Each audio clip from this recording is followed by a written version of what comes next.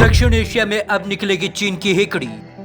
चीन को घेरने के लिए भारत के साथ आया ये देश। दोनों देशों ने बनाई रणनीति। चीन के खिलाफ तीसरे देशों को साथ लाने की संभावनाएं रहे तलाश।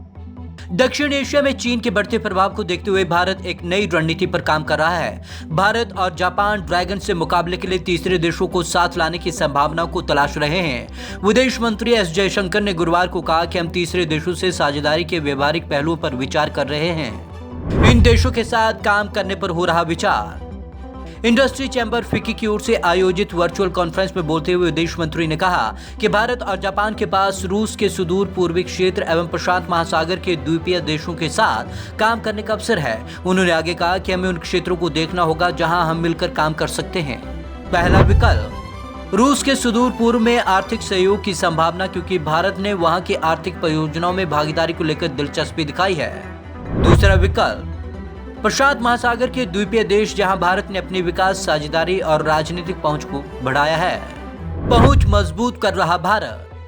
आपको बता दें कि प्रधानमंत्री नरेंद्र मोदी वार्षिक भारत रूस द्विपक्षीय शिखर सम्मेलन के लिए पिछले साल व्लादिवोस्तोक गए थे। इस दौरान उन्होंने रूसी सुदूर पूर्व क्षेत्र में विकास परियोजनाओं के लिए $1 अरब के लाइन ऑफ क्रेडिट की घोषणा की थी। नई Delhi India Pacific island cooperation या FIPIC जैसे फोरम के माध्यम से प्रशांत द्वीप के देशों तक अपनी पहुंच को मजबूत करने में लगा है। इस फोरम में भारत सहित 14 प्रशांत द्वीप देश हैं। श्रीलंका में चल रही संयुक्त परियोजनाएं।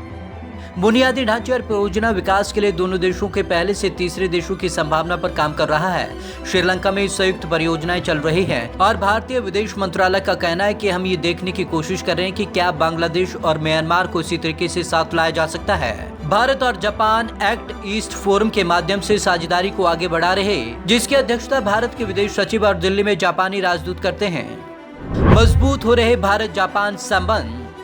जयशंकर ने जापान को भारत का सबसे भरोसेमंद साथी और एशिया में आधुनिकीकरण का प्रेरणा स्रोत बताते हुए कहा कि मारुति क्रांति, मेट्रो क्रांति और बुलेट क्रांति जापान के इतिहास और उसकी क्षमता के चलते ही सफल संभव हो सकी है। पूर्व प्रधानमंत्री शिंजो आबे और भारतीय प्रधानमंत्री नरेंद्र मोदी के आपसी संवाद और रिश्तों को बेहतर बनाने की कोशिशों के चलते ही दोनों देश इतने करीब आ पाए हैं। विदेश मंत्री ने कहा कि दोनों देशों के संबंध बेहद मजबूत हैं और लगातार मजबूत होते जा रहे हैं। क्षेत्रीय एवं वैश्विक रणनीतिक मुद्दों के प्रति हमारी सोच बहुत मिलती जुलती है।